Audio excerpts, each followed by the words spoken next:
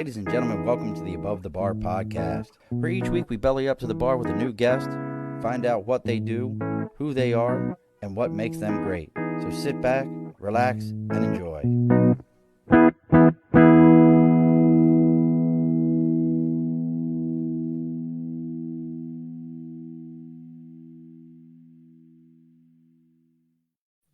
Alrighty, folks, welcome back to the Above the Bar podcast. It's your host, Shawn. It's Wednesday, June 21st. It's the first day of summer. I just realized that. It's the longest day of the year. We fought so hard to get here. Just for now, every day from here on out, it's going to be shorter. I don't know who picked June. Like, why June? I have no idea. But as always, we've got a great show today. We've brought with us, I can't say if he's a made man, but he is a man. I can't say if he knows the I will put it this way. I promise you he's never put sugar in his sauce. I promise you he doesn't call it sauce. He calls it gravy. And he might even know about hard-boiled well, I don't know. I don't know if he knows about hard-boiled eggs in the sauce on Sunday. We'll have to talk about that. That's a very good thing. But I guarantee you he's had ossobuco one day in his life, at least once. Joining us from parts unknown, which is New York City. Joining us today, the CEO, the leader, the genealogy master, Mr. Bob Sorrentino. Oh, Bob, I can't get Bob, I almost messed up for you. I told you, Bob, I don't script those things. In New York, it's Sorrentino. In Naples, it's Sorrentino. So we're going to get into this in a moment. Bob, I can't wait because we talked a little bit before the show. I promise you, I went to 6 years of Catholic school trying to explain to the kids who had like legitimate Italian last names, whose moms were like absolutely Italian. You know, they were all, nobody's mom was over 4'11", dark hair. And, you know, the kids were the same way. And they're like, your last name's Murphy. I'm like, but my grandmother and my dad was half Italian. Like there was no, and they were like, no, you're not. Your name is as Irish as it gets. So we'll get into that in a minute. But as always, folks, over my right shoulder, we got the big sign for sticker and a cause. You got something you're supporting. Maybe you have a genealogy for Polish. I know we talked about this last week. All the Polish jokes are done. Nobody does Polish jokes anymore. But maybe you have a genealogy for Polish. Maybe you've got a Girl Scout troop. Maybe you've got something going on and you're looking to support it and you want people to hear about it. Reach out to me, Facebook, LinkedIn, YouTube, Twitter, Twitch, TikTok, whatever it is that you're reaching out to me on. Let me know what it is. Send me a message. I'll give you the address where to send it to. You send me a sticker. We put it up on the big board for sticker and a cause, and you get some free advertising. Sticker and a cause. Send some out here, folks. Other side to this, as always, and our sponsorship continues to grow. We're beyond just budget blinds of East Greenbush. We were just contacted, and we are going to have budget blinds of Hudson. And this would be a good game. I think this was a good game. Somebody talking about this. Have you ever heard of Coxsackie, New York, Bob? Yes. Now, have you ever seen how Coxsackie is spelled? Yep. Does it sound like it says No. Coxsackie? Nope. It is an HR nightmare. But that being said, and for those who don't know, look it up. You'll understand what we mean. And as always with these guys, let's see here. Picture this: beautiful custom windows, perfectly complementing the decor, providing privacy and blocking out harsh sunlight. And guess what? Getting the blinds of your dream is as easy now as just reaching out to Budget Blinds. Let them know what you're looking for. They'll contact you, set up a time just for reaching out to them. The consultation's free. The measurement's free. Their own installers are going to be the people it's not going to be like, well, this person from this company is going to come look at your windows. Or maybe they don't even come out at all and tell you, we'll come into our showroom and we're not even going to show it to you. Let them know. They come out, they look at it, their own installers. They're not hiring some guy off the street and saying, go put on some windows. Their people are going to do it for you. You've got it all. Plus a 5-year, no questions asked warranty, meaning something happens to that window treatment. You let them know. They're going to go ahead and replace it. No questions asked, one time for each window. And on top of that, if you let them know that you're there to belly up to the bar, they're going to give you a 10% discount off your entire order just for saying, you're there to belly up to the bar. That's Budget Blinds of East Greenbush and Hudson and Cooksaki. They're all budget blinds. So I just group them all together. What do you think, Bob? You ready for some new window treatments? Yeah, but I don't know. Did they come to New Jersey? Because we're in New Jersey. So. Well, see, they do come. You know what? They are in New Jersey. They're the Ah. largest in North America, 1,100 locations. So I think they'll come to Jersey. But is it? We've all watched The Sopranos. Can we come to New Jersey? Is it safer for any of us to come to New Jersey, Bob? Oh, sure it is. Yeah, yeah. Tell them you know me, and I know Bob. I'm going to be in New Jersey in July. I will be in New Jersey. I'm going to around Princeton, somewhere around Princeton, New Jersey. Did you know Bruce Springsteen's grandmother was a Sorrentino? Was she really? Yes. Yes. See, now that's another example. So people are like, "Oh, tell me about Bob." Well, look. Here's why I wanted Bob on, and I've said it already. I got picked on so bad as a kid because if you lived in the '80s, from every Rocky movie, anything Stallone did, you wanted to be Italian.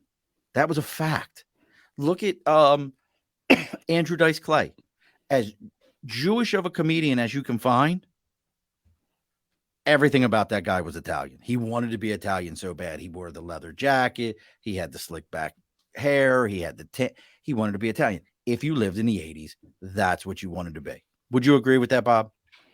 Yeah, I would think so. But people still want to be Italian. So there you go. Well, I mean, did Bob, at what point in your, and here's how my picking one got started.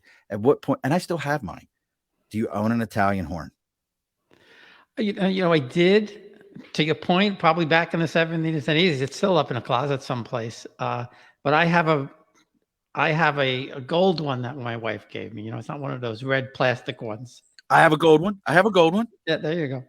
I mean, I think but I do remember the red plastic ones, car mirrors and stuff like that. But so Bob, tell us a little bit about, you're the CEO of the media group, and then you have the running along the bottom of the screen. If you see it, you have Genealogy.blog. What is it about? I mean, it sounds pretty self-explanatory, but I feel like it doesn't say enough just by saying, well, it's a blog about Italian genealogy. Tell me a little bit about what got you to decide to go and follow this dream. Well, I always enjoyed history. That was my thing in school. Math, not so much. English, not so much. But I was good in history. And I always enjoyed growing up, going through the old photograph book with my mom. And, we had the black book with the wooden cover and the little corners and all of that. But it wasn't until maybe 15, 16 years ago, I actually really started getting into the genealogy. And I had done so much of that for my own family that I decided to start the blog because I wanted to get that word out there, what I did, why I did it, that kind of thing. And that evolved into doing the podcast and the YouTube because the blog was great, but it was only one way. So I wasn't hearing everybody else's story. And that I wanted to see, am I the only one who's doing this? Now, you talk about everybody else's story. I am curious, and I'm going to make you tell your story. When I think, and this is my big thing that I love about what you're doing, I don't know of any other culture, excuse me, but American culture where let's call it what it is. We don't have necessarily, in my opinion, a culture that we identify with. We're all this American, that American. I've traveled overseas plenty of times, been throughout Europe. You'll never go to Italy and find one of them call themselves, even if they were born in the States and moved to Italy, when they'll never call themselves an Italian American. They'll never do that. They're Italian. If they moved to we're the only culture I know of that does that. We have to this then American. With gaining these stories, did you feel like hearing your story, like, hey, maybe I am more American this way than I realized? Does that make sense what I'm asking? Like, the Italian part is part of your history, but it makes you more American. Yeah, no, I know exactly what you're saying. And, growing up in the 50s and 60s, we never said Italian American. If somebody asked you, "What are you?" Or they would know from your last name. "Oh, you're Italian, you're Irish or German, whatever." We never used Italian American. That came later. Um, and, when you go to Italy, you're not Italian. You're an American. You're not even an Italian American. You're American, and it's very clear when you get there how American you actually are. Um, but yeah, it's kind of like some people say it. I'm you know American with Italian roots, or an American with Italian blood, or something to that effect. Now, what do you think about? And I just this is a recent thing that I started seeing is uh, people looking into how to gain additional citizenship. So I believe, and you correct me if I'm wrong on this one, like I could go get Italian citizenship as long as I can show an Italian lineage. Yeah, it's a little bit more complicated than that. I'm actually working on mine. I wish I started, 30 years ago, but I didn't. Oh, so you are But doing yeah, yeah, I'm on the consulate list. I'm like number 6,000 to get an appointment in New York. So I'm working with an attorney in Italy to do it through the court, which is probably it's not the fastest way. The fastest way is to actually go live there for 45 or 60 days. Um, but it's quicker than, waiting 3, 4, 5 years to get to get an appointment to see the consulate in New York City.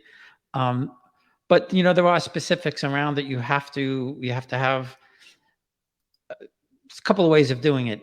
But the main thing for most of us, your father would have to have been born while your grandfather was still an Italian citizen. Oh, really? Yeah. So in my case, my father was born in 1923. My grandfather naturalized in 1939.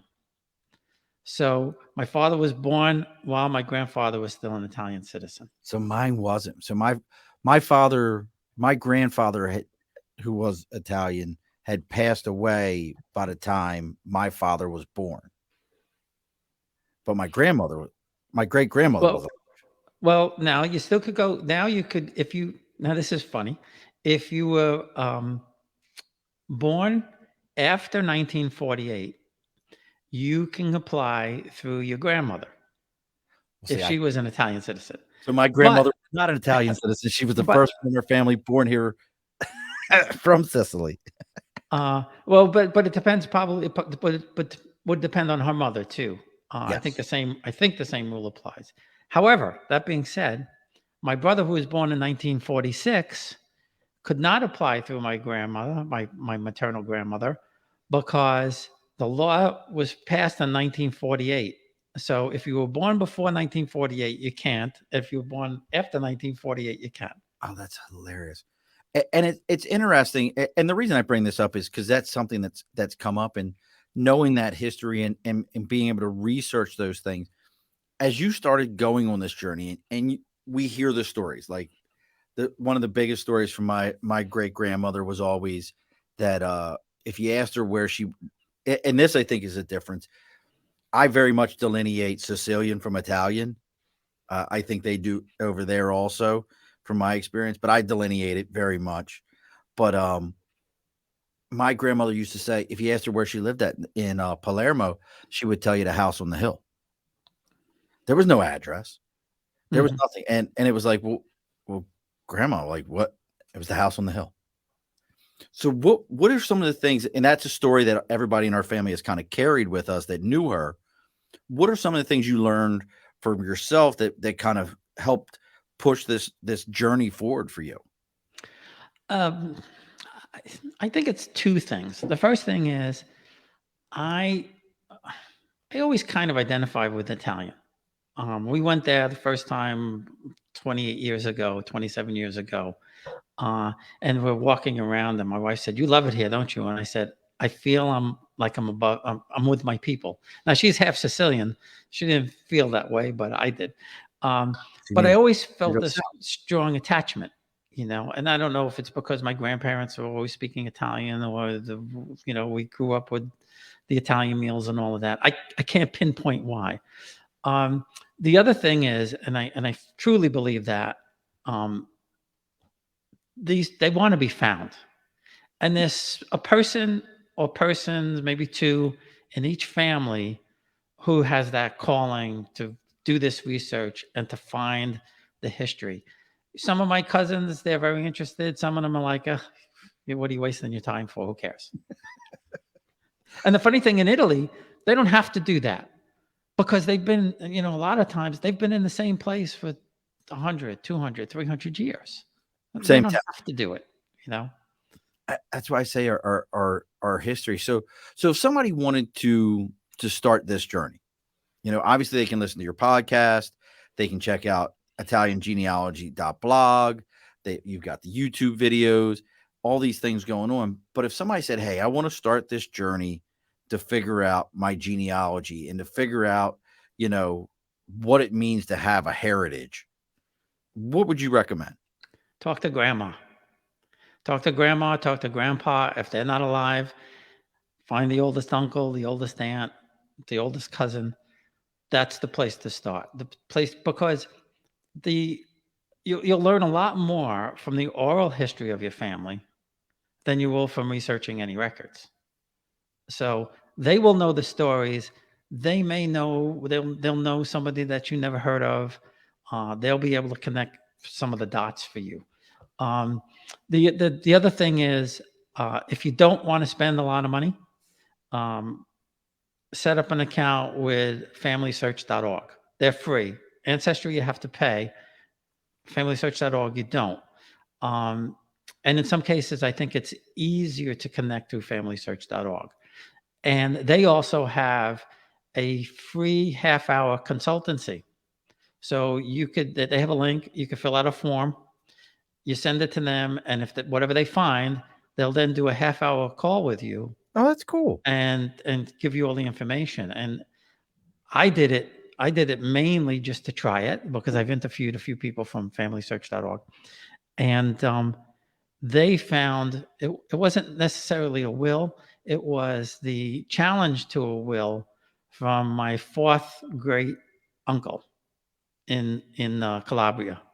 Oh, down in Calabria, really? Yeah, and it's all, obviously all in Italian. And when if you're lucky enough to find a will, a deed, or something like that, you get more insight into that person than just finding they were born on this date in this town. And the interesting thing about this great uncle, two things. One was his last name was DeRiso. He was the heir to the town of I think it was Carpignone. He had no male heirs. However, he stipulated in this will that no one could inherit his fortune unless their last name was DeRiso. The only DeRiso at the time was my fourth great grandmother, his niece, and even though she was a female, she inherited everything.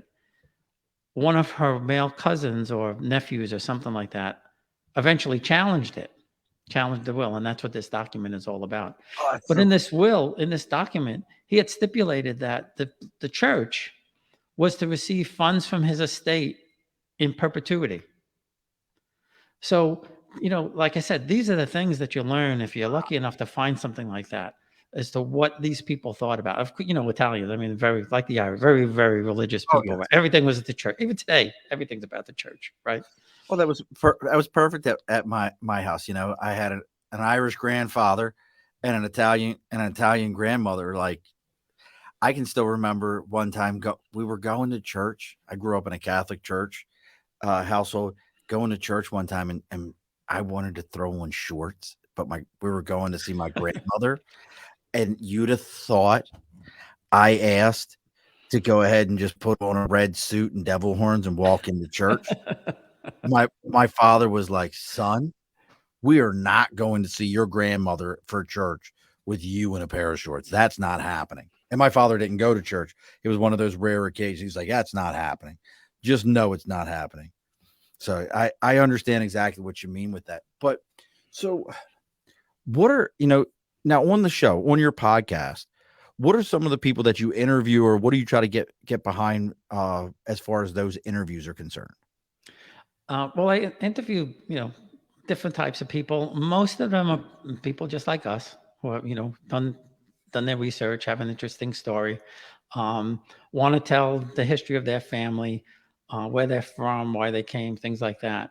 Um, I did come across some very, very interesting stories from a few people that, I mean, some people may think I'm nuts, but kind of cements my idea that these people want to be found because things have happened during their research that you can't explain. And one that really stands out a lot is a person from FamilySearch.org who I interviewed. He's Italian, and he was going to Pennsylvania to give a talk, and he was researching his grandmother, and I think he was looking for, it was either her birth certificate or her marriage certificate. I don't remember which. Anyway, he goes to this conference. He says, I look over in the booth and there's a woman there who's got the tag on that she's from the archives of New Jersey, and that's where my grandmother was from. So I went over and asked her, I've been looking for this record. I can't find anything. Maybe you could help me out or something like that. And he said, the whole, before he left, he said, I looked up at the sky and looked up at the ceiling and said, Grandma, help me out. So he goes there, he sees this woman, he asks her, here's my grandmother's name. He said, she kind of looked at me like, okay, sure, like she couldn't be bothered. He said, the next day before my talk, she came up to me, handed me an envelope and said, open this after you finish. And he opened up the envelope and it was his grandmother's record. Wow. So is that wild or what? It really is. I see. And I think I actually, in the other room, I don't know if my wife's watching or not. If she is, I'll have her grab it for me. I have this. Here's an Italian one for you. I have my great grandmother's wedding photo hanging on the wall, but here's how Italian they were. She married the one brother. Her sister married the other brother. Like, and I mean, that was my Aunt Sadie, who I knew her grow. That was one of those things. Like when did you experience that a lot being in a big Italian household? I felt like everybody, like when we had gatherings, everyone was there. Like you couldn't miss the gathering. Everyone. Oh, yeah, absolutely, absolutely. And my mom's side, that's what my grandmother lived for. That was her thing, singing the kids. She had 23 grandchildren. She lived to see the grandchildren. Nothing made her more happy than to see the grandchildren. And it's interesting because my parents come from two vastly different Italian families. My mom's family in Italy were farmers in Torito Bari, and very poor and things. And my father's family was, his father came from, I guess, a gentrified type of family. My great grandfather was an attorney who later became a Supreme Court justice. Oh wow. My grandmother was from two noble families, very, very noble families. So, when I compare the two families, I could never really understand Yeah, that's why very. my mom's mother was very, very outgoing, very, boisterous, loved to have the kids around it. My dad's mom was much, much more stately. And I never could figure out why. And then now when I've done this research, I say she came from a totally different background, you know. Interesting. And that's kind of the way I kind of pieced it together. I mean, I don't know for sure, but that's kind of Right. my thought process.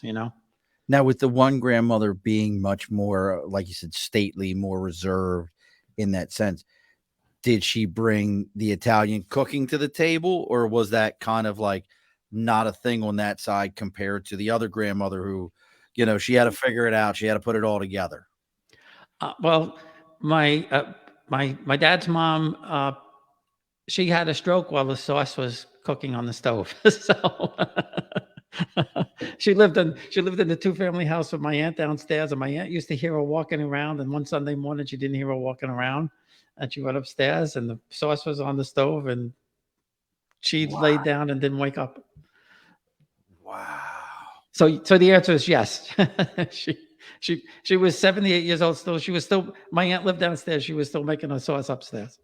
Yeah, Grandma Rosie lived to 90 something, 88, 90. Grandma Dorothy, who's my direct grandmother, she lived to be 92 or 93.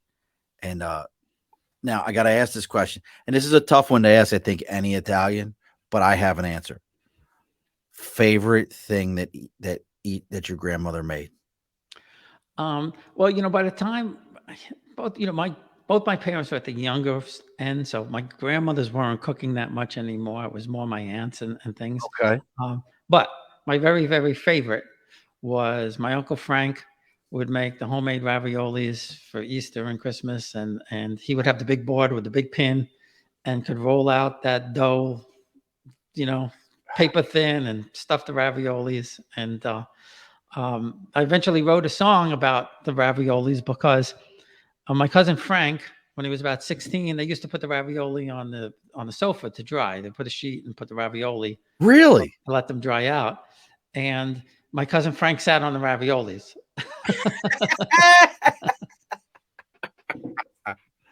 Oh, that's great. See, for me, my grandmother, her sauce was amazing. I finally figured out the secret just recently, which was country style pork ribs. I didn't realize that's what she used till one day I was just playing with stuff and I figured it out.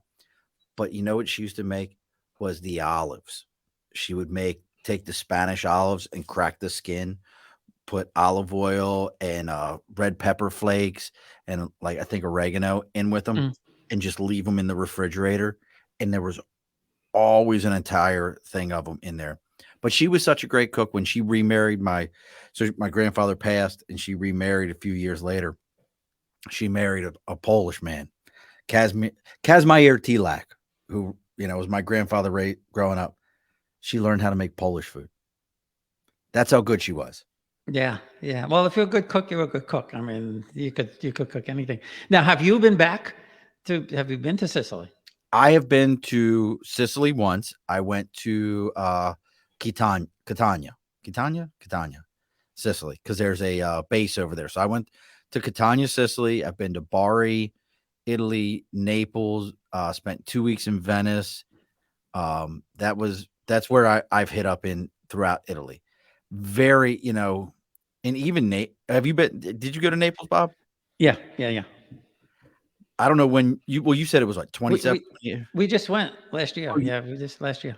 I don't know if it's any different. All I remember when we went to Naples was they gave us a Liberty brief like we were walking into New York City in the No, 80s. it's much better now. Yeah, I They know were, what you're they were like, listen, Marines, you go in pairs of 2 at least. You don't leave your buddy. You don't understand this city. There's things going on. There's an element in this city. And I'm like, what? It's Naples. Like, isn't it supposed to be like pizza and stuff like that? Like, I'm 18, 19 years old at the time. I'm like, pizza, it's Naples. And they're like, no, you don't understand, Marine. Like, so this was 96, 97 Naples. So it was a different world.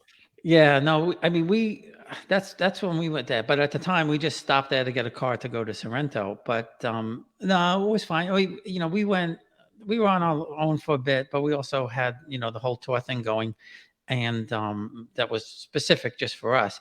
But there was one specific area they told us we couldn't go to. My grandmother's family grew up on Via Carbonara, and there's the Hotel Caracciolo used to be their palazzo, but they lived across the street, and there was a whole block of houses there. Because when I look at the records, I see number 30, number 23, number 32. Somebody was born there, somebody died there, all that kind of stuff. My father's family lived just kind of maybe a quarter of a mile from there. And they said we know you know where your dad's family is from, the Sorrentino's family from, but we can't take you there. Really? So, but we had a place in the old city. It was fine. I mean, I wouldn't walk around there at 2 o'clock in the morning by myself or with the family, but in the afternoon it was fine. There were a million people around, tourists, people who live there. The interesting thing about Naples, the old city, um, is, and I kind of learned this, but then people told me Neapolitans still live there. It's What not do a you mean? tourist place. So it's still a vibrant Neapolitan city, the way it always was. I mean, people are still hanging the laundry out the windows and, sitting down and having their dinner and things like that. So, um, but you you're in this town that's a city that's 1,000 years old, or more than 1,000 years old actually, and the cobblestones are still the same and all of that. Um, but I did a very specific ancestry tour with my friend Letizia Sinisi from Italy Rooting, and I wanted to go to the towns that my grandmother's ancestors came from because of that linkage to nobility. And so we went to Capricota in Molise, which was just a super, super little town, 1,000 people up in the mountains. We went to Avellino, um, where my seventh great grandfather, eighth, ninth great grandfathers were the princes of Avellino. And, we had this experience, and I said to Letizia, I said, I can't believe that they're treating us like this. And she said, well, they would do that anyway, but because of your family. And I said, but that's what I don't understand. These people lived 3, 4, 500 years ago. And she said, we don't forget. They don't forget. And she said, if you think they treated you like royalty here, wait until you get to Calabria, wait till you get to Montebello. And that's where my grandmother's Piumalo, that's where her family was from. They were the barons of there. And they did this whole day affair with us with this big picnic. And we were talking about food earlier. Everything that we ate was made, not cooked, but created. So the cheese was homemade. The Oh, capicola was homemade. The wine, of course, was homemade. The olives were homemade. The bread was homemade. And I was eating the capicola, and I said to them, "We don't have this in America." And they said, "Oh, you know, we do it the way we did it 300 years ago. We kill and the pig on the day after Christmas. We cure it until March, and now you eat it." And it was so matter of fact, like, doesn't everybody do this? you didn't call it gabagool, right? You didn't. No, no. You don't like the gabagool. And now it's interesting. So, what was this tour? Tell me about this tour because I find that, like, did you have to supply them with the information, or did they say, "Oh, you're looking for those folks"? Boom, boom, boom, boom, boom. Yeah, well, I mean, because of the years and years of research, I knew who they were, and so we were supposed to go. We were supposed to go just right when COVID hit, and wound up getting postponed. But when I hired Letizia to do this, I gave her the family, right, and I said I want to go to these towns because I know these are the hometowns that they came from, and she did all the rest. She contacted all of these people. They set up all of these things. Wow. Uh, and, you know, I say this to people all the time. If you go to Italy and you know where your family is from and you don't visit that town, you blew it. You blew it. That's amazing. That's the whole point. When you, and again, there's stories. I'll tell you another story about Yeah, things please. don't happen by accident. Uh, the person who helped me do some of my ancestry work over there, because I had a roadblock, and he helped me find the Sorrentino family. Um, he had a client, and they were walking through the street in this little town, and this old lady comes up to them and says, in Italian, "Who are you?" So Alessandro explains to her that his family's from here, and they lived on the street. And she said, "Aspetta." She goes in her pocket and pulls out his key and says, "Come with me." She goes to this little chapel for Santa Lucia, and in this chapel they have the shrine to Santa Lucia. And in this particular town, what they would do is they were asking people from the United States or around the world to send money or to send things to help keep the church and everything. As it turned out, they never sold any of this stuff. They just put it in the shrine, and all of these things are there. And what she told this guy to do is to pick something up and put it on his eyes, because Santa Lucia is the patron saint of eyes. Okay. He puts the thing to his eyes and he says, "I don't believe this." So Alessandra says, "What don't you believe?" He says, "This has my great grandparents' names on it." Get the hell out of here. I'm getting goosebumps as I'm telling you this story. So, that's why I said these things don't happen by accident. And when we went to the church in Capocota, for example, um, my fourth great grandmother, the one I mentioned earlier, Deriso, they had vestments that she had made in Naples in like 1790. Now, what's a And vest? What's a vest? the vest that the priests wear for mass, Oh, okay. Okay. and it had the crest on it. And the priest explained to me this was donated by your fourth great grandmother, and these aren't the only ones. We have several of them. So these things are 300 years old. They still use them. They still use this stuff. Now, how do they know though that that's where that came from? Well, because and there's a lot of and people don't understand a lot of things about the nobility. I don't know about other places, but especially in Italy, the church was everything to these people. Right. Yes. And the nobility supported the church. They built the churches, they supplied the vestments, they supplied the chalices, they you know up kept up the whole place, because people didn't really have money for that. Um, so knowing where my family came from, and the priest did this whole talk, introducing us, and it was a Sunday, so it was after Sunday mass. Nobody left. Nobody left while the priest was introducing me and saying that my family came from this place. And then I had a talk. And of course, I'm talking in English. And nobody left. It's just, it's just the way they are there. Wow. They're just very respectful and very excited when we go there and we say, we want to see where our grandparents lived, our great grandparents lived. They love it. They love it. Yeah. I find that completely fat, because to me, I would love to go, but obviously I'm scared that I'm going to show up and I'm gonna be like, yeah. So like the Morantos and the Valencianos, and somebody's gonna be like, here's your bill. You owe us money. Well, Somebody didn't pay a tab. And now that we know where to find you, this is on you at this point. And I'm going to be like, I don't. well, it's funny you say that, because some people there think we're going back to claim something. So Right. Like, oh, wow. Wait a sec. He's showing up. You got some back taxes here on, your grandmother said that it was the house on the hill. yeah. You got some taxes you need to pay. And I don't have any Italian money. I might have a coin around here somewhere left over from a trip.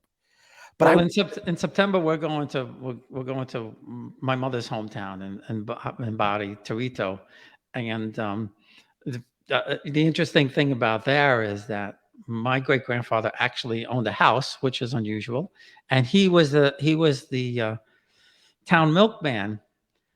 In that he had a cow or two, and he would walk through the street with the cow, and if you wanted milk, he'd stop in front of your door, milk the cow.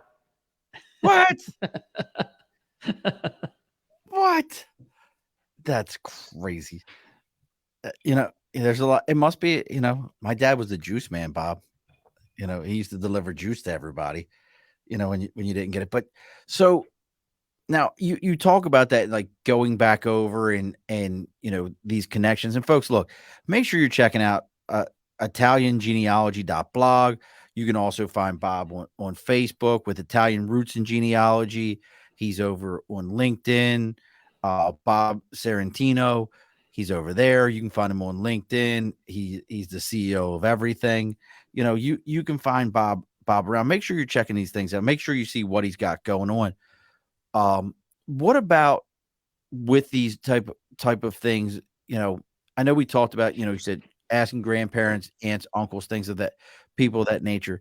Is there any other, you know, like I did Ancestry, and it was interesting to me that when I did Ancestry, funny enough, my Italian side really didn't show up. They weren't on there. Like I finally recently had one of them show up. A lot of the Irish side, my mother's side.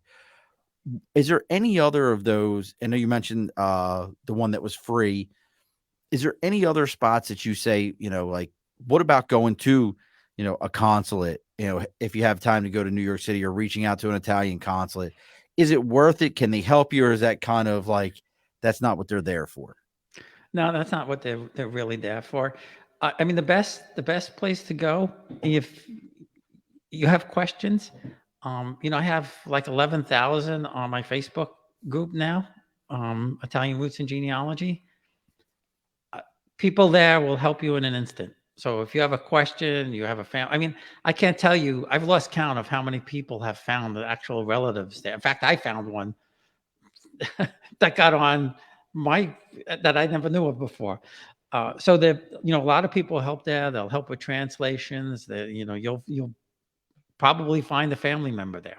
All right. It's very Now, possible. The other thing is too, if you know the hometown, look for a Facebook page with that hometown. okay. I didn't even think about that. Yeah, if you do that, put it out there. Put your name out there. If there's somebody on there that has that last name, they'll probably help you. Um, and also look for groups with your last name. Now, here we go. So I'm Bob. I'm gonna jump. I'm jumping right on to your Facebook group right now. So we're going to Italian Roots and Genealogy. So if I was on Italian Roots and Genealogy on Facebook, how would you recommend that I ask that question? Like, hey, I'm looking to find any. Would I say, hey, I'm looking to find any Marantos or Valencianos from Palermo? Yeah, yeah, Just like that. just like that, All just right. like that. I'm We're gonna do it. researching. I'm just starting my research, or I've been researching a little bit. I'm just looking to see if there's any family members, and don't be surprised if somebody says, "Hey, I know that last name." All right, so we're gonna do it, Bob. Right now, live on the air. I'm looking for any. I don't even know how to spell Maranto. Marantos. Right. How do you spell Maranto, Bob? I think it would be Maranto. I think Maranto, probably. See, this is already the problem, Bob. I don't know how to spell it. Doesn't matter. Somebody will say the real spelling is this. Marantos or Valenzi. I don't even know how to. I don't even know how to spell that one. I know I spelled that one wrong too. This is not good, Bob. How am I going to find my family, Bob, if I can't even spell the right name? This isn't good. Trust me, somebody will recognize it. Believe me, somebody will come back and say, "I think you mean this name." Somebody be like, "You're an absolute imbecile. You're an imbecile. How dare you butcher the Italian names like this? You're an absolute fool. What are you doing?" Well, your first name is Shawn, so they'll get it. They'll They'll get it. They'll be like, "This understand. stupid Mick over here trying to put in some Italian stuff, and he's getting it all wrong." No, it's gonna happen. So now, for your podcast, I wanted to ask because I love supporting other podcasters, and we're coming up on time to close the bar here soon. How often do you record? Where can they find you? We talked a little bit about this before the show. You do lives also, right? Yeah, once in a while I'll do a live. I call it Sunday Italian dinner, and I'll try to get a guest, and Right. then people could chime in and ask a question here and there. But I try to do one a week. I think there's some close to 200 out there now, and if it's on, it's the home audio is on Buzzsprout. Buzzsprout, I know Uh, Buzzsprout. so it's on there, but if you just go to the blog, you can find everything there. You can find all the links on there to the podcast, and also to the YouTube. or just go to the Facebook page and everything's out there. So it's pretty simple to find. Right. So, yeah, oh, there it is. I found how to spell Valenciano. So now you're doing once a week doing lives. Um, I always ask all my podcasters this: getting into podcasting. If somebody wanted to get into it, I know this is a little bit of a left turn for us because we're I want everybody to go to ItalianGenealogy.blog. I want everybody to check out Italian genealogy or Italian roots and genealogy. I want you to check that out. Get in. There's any advice for somebody who's looking to get into podcasting? I always got to ask that, especially you've done more. I thought I did a lot of episodes. You got me beat. Yeah, I mean, I would say, pick your passion, something that you're passionate about. Um, I like Buzzsprout. I found it easier. They now have you can once you have a certain number of episodes, and it's not a lot. It's not like YouTube. You could actually put advertising out there that they give you. So it's you're in a few cents here and there. Um, but it's not hard. Pick something that and start with somebody that start with friends. That's what I did. I started with a couple of friends. I started with a couple of cousins. Uh, I go back and listen to them now, or watch them now, and I'm like, oh my god, that was horrible. But people actually they'll tell me, you know how to interview. So It feels good, doesn't it? Let's ask this question. So Sunday sauce. Let's talk about this for a second. Um, did you do the eggs? Yay, nay? no. I mean, I know of it. I didn't. I didn't do the eggs. Interesting that you asked. My mom's family. There was always, we were there every Sunday. There was always a pot of sauce with some kind of meatballs and beef and pork and all of that in it. Oh, I have, and it's on the website. If you go to the website and you look for the recipes, I have a bunch of family recipes out there that even you could cook as an Irishman. thank But my, you. I have my paternal grandmother's sauce, and people freak out when I say this. She put in celery, chopped up Really? celery, which it's not sugar, but takes the acid out. And she, So again, she was from Naples, from an upper class family. At the end, when you're finishing it, butter. Believe it or not, 100% would agree with that. put Yeah. butter in there. And Italians freak out when I say this. Really? Yeah, but believe me, it makes a difference. It makes a difference. So I put butter in my sauce. I've always done it. Just a thing to do that. Hey, welcome to Cooking Hour. Two guys who are just eating shit from their grandparents. But I always did that. The I always thought that a little bit like just a pat or two, nothing crazy. It's Yeah, just yeah, yeah. just a little bit of added fat. Just to finish at the end. Yeah. Yeah, it's a little bit of added fat into it. It gives a good flavor. And I use salted butter, so it gives a little bit of that to it. But I had my aunt's father who was very Italian, but he always put sugar in his sauce. And Yeah. I would be like, "Pop." And I was a kid. He was like I had a lot of like this grandfather died and that aunt father would like, "All right, you're mine now." Yeah, I'll take you on over here. And he would put sugar in it, and I'd be like, "Pop, please don't do that." It it was like putting candy on top Yeah. of noodles, and I was like, can't do it." Yeah. I know what you mean. Well, when you go to the recipe page, I want you to check out Uncle Tony's chicken. Uncle Tony's chicken, all Uncle right. Tony's chicken, and I make. I'm not bragging. Well, maybe I am. I Brag. make the best. I make the best eggplant parmesan, and that recipe's out there too. Ooh, bro, that's you do understand So, that when you were growing up, you took the bologna sandwiches to the beach. We were taking eggplant parmesan. I mean, like, that's a big statement to say you make the best because my stepmother makes I call it eggplant lasagna, where she layers the eggplant like a lasagna, but it's parm. Yeah, yeah, that's what I do. Yeah, that's what I do. Oh, brother, listen to me. If you find me sleeping on your front steps one morning, and you're like, who is this strange bearded man on my front steps with a bottle of whiskey? It's me, I promise. It's okay. Just let me in to eat. Oh God, yes. See, but you know what? That goes back, and bringing this full circle back to what we were kind of talking about. I think that's one of those things about Italian culture that everyone loved. If you talk to my cousin Kim is 10 years older than me. So she knew my great grandmother way more than I did. Like she grew up with her more than I did. And to hear the stories, you know, everyone in the neighborhood came to my great grandmother's house to eat. My mother lived at the opposite end of the block of the alley that my father lived on. And that's Baltimore. It's alleys. Mhm. But you would come up. I've run into people that were my uncle's age, who was only 8 years older than me, and would tell me, "Oh yeah, your grandfather would pay me 50 cents to wash his car, and then your great grandmother would come out with cookies or bread or something for us to go eat." So I mean, I think that's one of those things that makes Italian culture so endearing to us. What are your thoughts on that? Well, yeah. I mean, family was paramount.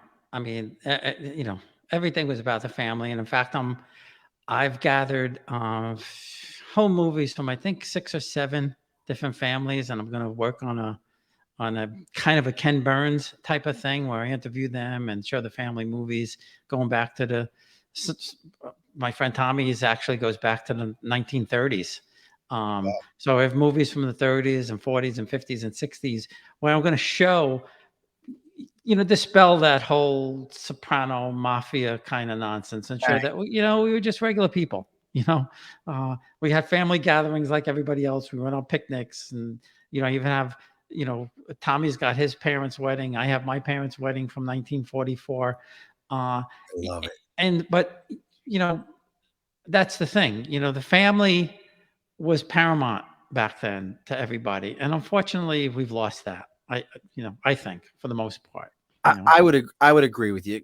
You know, we weren't a every Sunday household. We weren't, but there was those events, and you showed up, and you know, my grandmother made my at our house. We weren't a Seven Fishes house. I don't know if you guys were. Were you a Seven Fishes house? yeah, yeah. I'm not a fish person, but yeah, they had it every Christmas Eve. See, I am a fish person, and we grew up in Baltimore. We never did Seven Fish, but we were monstrous pan of lasagna and warm sauce on the stove. I can't remember ever going to my grandmother's and not they're not something on the stove, meatballs, and it was always the same thing. It was meatballs, sausage, and ribs in sauce. hmm hmm That Yeah, was it. yeah, And we didn't call it gravy. It was sauce. I'm sorry. Some people say yeah. it's No, we were gravy, but we were gravy. See, we were sauce. I don't know I, why. I tell people, does it matter as long as it tasted good? Who cares what you called it? That's it. Like, and nothing was better than Santoni. That was the grocery store. Santoni's Italian bread dipped inside of it with a biggest smear of butter you could find. Like, Yeah, yeah. and then stick it right in there until my grandmother yelled at me to not to double dip. And it probably happened at least once. So you've got the podcast, you've got the blog. What is and we're coming towards the end of everything. I don't want to miss anything. Bob, I'm so like Bob, I feel like this is like one of those conversations where I'm like, I want to tell people about this, but they don't believe me when I tell them. And I'm like, listen to me. It wasn't until I did my 23 and me, and I'm like, it's gonna come back. I'm 25% Sicilian. People are like, right, right, right. And then I like flip it around. I'm like, see? And they're like, you? I grew up I had blonde hair growing up.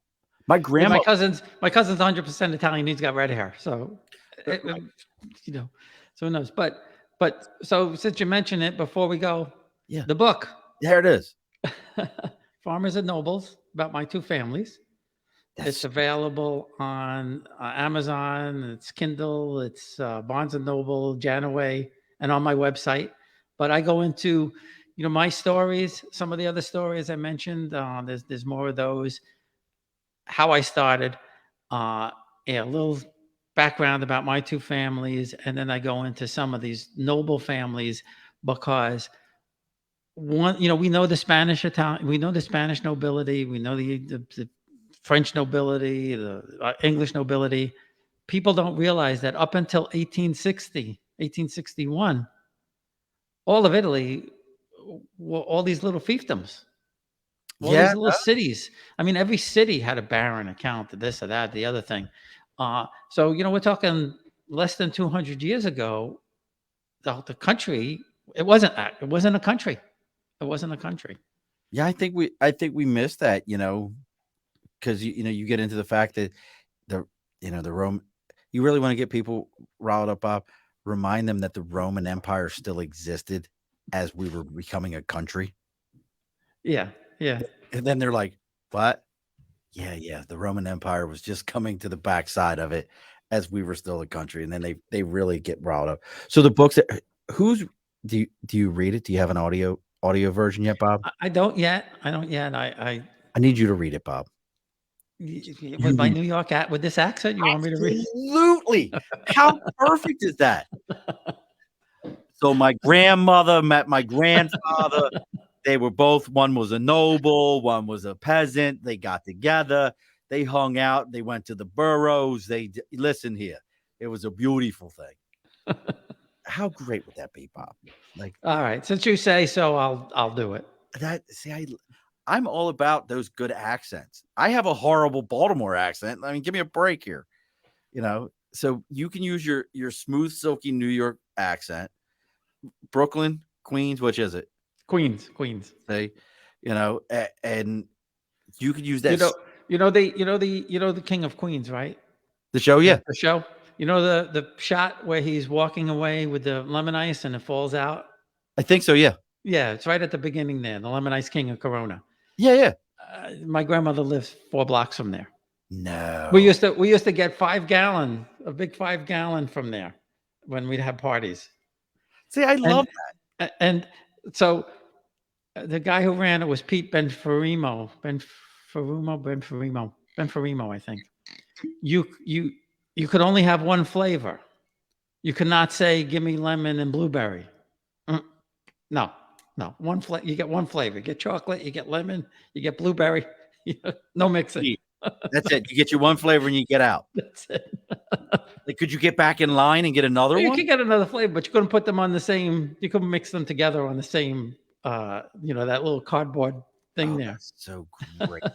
I love. See, those are the things like today. Somebody would write a Yelp review and be like, "I tried to get this mixed on here, and this gentleman just wouldn't allow it to happen." Or they'd be like, "It's such a kitschy little place. It's so nouveau." Like, and to us, it was like, "Really? Just put it on here." No, this is the way this works. You cannot argue this. I love it. Your next episode, Bob. What do we got for the next episode? Gee, I don't remember who's coming up next. To be honest with you, You're as bad as I I am. do have a couple coming up that within the next month or so. One is going to be about DNA. So, an expert on DNA and when you look at ancestry, what does it all mean and how to make sense of it. So that one's coming up, I think in August. Um, and I think the next few are just, people like us, just telling their stories. If you want to tell your story, you know, contact me on just, message me on Facebook, join the group, message me on Facebook, and then I'll put you in the rotation. There you go, folks. So make sure you're checking out ItalianGenealogy.blog, or you're on Italian Roots and Genealogy. We got it. Look, just to ruin everybody's summer. Christmas is only 6 months away, so you need to get a book. So hold the book up again, Bob, so everybody There can you see go. the book. So everybody can get Farmers and Nobles. Uh, get that book. It's on Amazon. I know you all got There's the Amazon back. accounts. There's the back. You can see all about Bob's family and everything. And maybe you could figure out how you could go over to Italy or wherever your people are from and go do a trip over there. Because there's probably, if there's one for Italians, there's probably one for, Croatians or Yeah, everything. Lebanese or Mhm. something like that. And you can go do the same exact thing. We got to get ready to close things up. But Bob, I think this is appropriate to have one guy who is Italian telling another guy who at least you look the part too, Bob. You got the mustache. Bob's got if you're not watching the live video, Bob's got a good mustache. Like you got the same mustache my Uncle No Wayne. hair. Like the hair is missing. I mean, he is right there. And he's got the shirt. He has got the shirt on at that, like the good Italian bowling shirt on.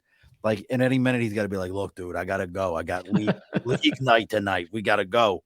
So getting ready here. Those of you that watched the whole episode, normally you've watched me end these with Earplug Podcast Network.